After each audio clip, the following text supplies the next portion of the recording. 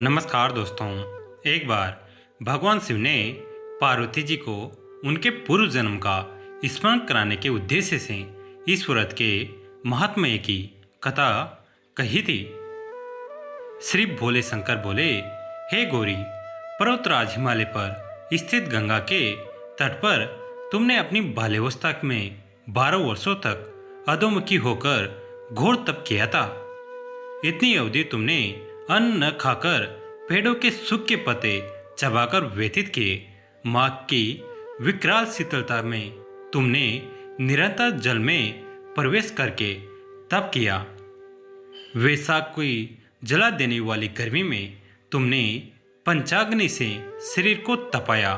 सावन की मूसलाधार वर्षा में खुले आसमान के नीचे बिना अन्न जल ग्रहण किए समय व्यतीत किया। तुम्हारे पिता तुम्हारी कष्ट साध्य तपस्या को देखकर बड़े दुखी होते थे। उन्हें बड़ा कलेश होता था। तब एक दिन तुम्हारी तपस्या तथा पिता के कलेश को देखकर नारद जी तुम्हारे घर पधारे। तुम्हारे पिता ने हृदय से अतिथि सत्कार करके उनके आने का कारण पूछा। नारद जी ने कहा, गिरिराज, मैं भगवान विष्णु के भेजने पर यहाँ उपस्थित हुआ हूँ। आपकी कन्या ने बड़ा कठोर तप किया है।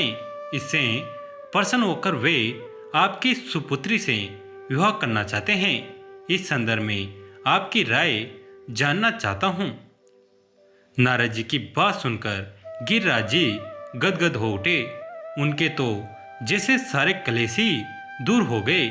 प्रसन्नचित होकर वे बोले, श्रीमान, यदि स्वयं विष्णु मेरी कन्या का वरण करना चाहते हैं तो भला मुझे क्या आपत्ति हो सकती है। वे तो साक्षात ब्रह्मा हैं। हे महर्षि, यह तो हर पिता की इच्छा होती है कि उसकी पुत्री सुख संपदा से युक्त पति के घर की लक्ष्मी बने। पिता की सार्थकता इसी में है कि पति के घर जाकर उसकी पुत्री पिता के घर से अधिक सुखी रहे। तुम्हारे पिता की स्वीकृति पाकर नारद जी विष्णु के पास गए और उनसे तुम्हारे ब्याह के निश्चित होने का समाचार सुनाया। मगर इस विवाह सम्मत की बात जब तुम्हारे कान में पड़ी तो तुम्हारे दुख का ठिकाना न रहा। तुम्हारी एक सखी ने तुम्हारी इस मानसिक दशा को समझ लिया और तुमसे उस विकसितता का कारण जानना चाहा। तब तुमने बताया, मैंने सच्चे हृदय से भगवान शिव शंकर का वरण किया है, किंतु मेरे पिता ने मेरा विवाह विष्णु जी से निश्चित कर दिया। मैं विचित्र धर्म संकट में हूँ। अब क्या करूँ।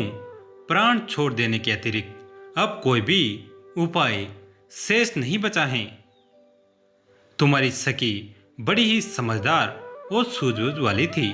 उसने कहा, सखी, प्राण त्यागने का इसमें कारण ही क्या है। संकट के मौके पर धैर्य से काम लेना चाहिए।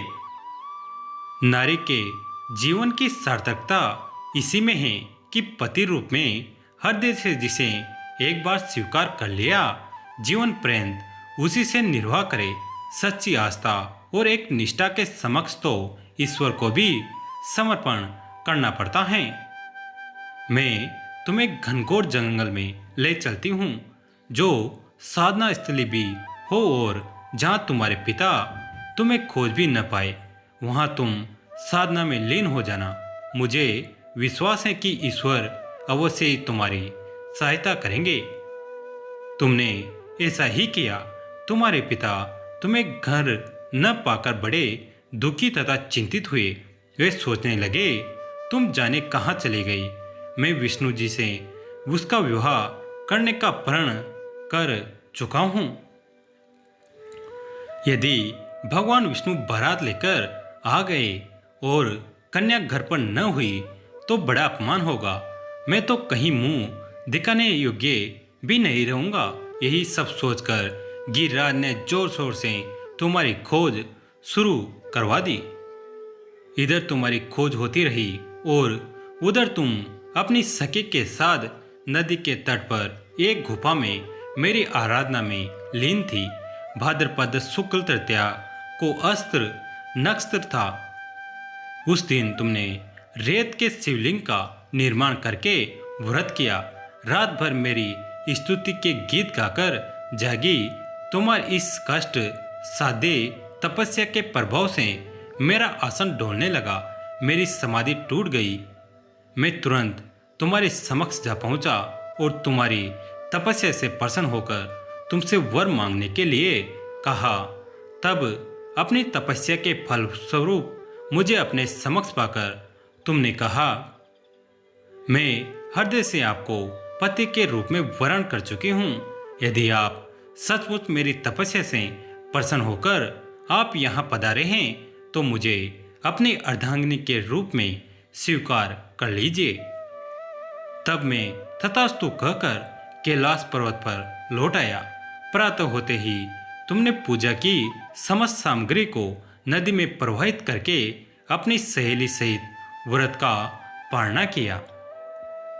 उसी समय अपने मित्र बंधु व दरबारी सहित गिरिराज तुम्हें खोजते खोजते वहां पहुंचे और तुम्हारी इस काष्ठ साध्य तपस्या का कारण तथा उद्देश्य पूछा। उस समय तुम्हारी दशा को देखकर गिरिराज अत्यधिक दुखी हुए और पीड़ा के कारण उनकी आंखों में आंसू उमड़ आए। तुमने उनके आंखों पोंछते हुए विनम्र स्वर में कहा, पिताजी, मैंने अपने जीवन का अधिकांश समय कठोर तपस्या में बिताया है।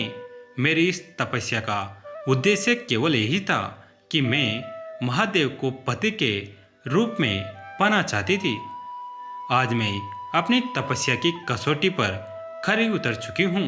आप क्योंकि विष्णु जी से मेरा विवाह करने का निर्णय ले चुके थे, इसलिए मैं अपने आराध्य की खोज में घर छोड़कर चली आई।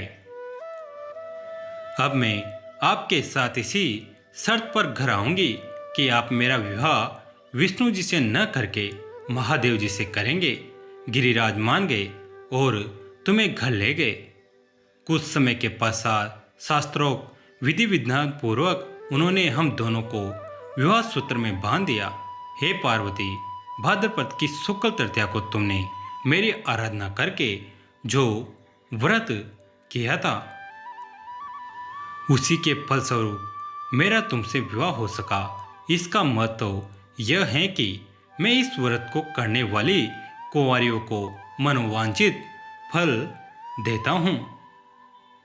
इसलिए सौभाग्य की इच्छा करने वाली प्रत्येक युवती को यह व्रत पूरी एक निष्ठा तथा आस्था से करना चाहिए। ओम नमः शिवाय। दोस्तों, यह प्रसंग आपको कैसा लगा कमेंट करके ज़रूर बताएं। वीडियो को लाइक करें, चैनल को सब्सक्राइब करें, घंटे के बटन को दबाकर ऑल पर क्लिक करें। दोस्तों, ये कहानी अंत तक देखने के लिए आप सभी का धन्यवाद।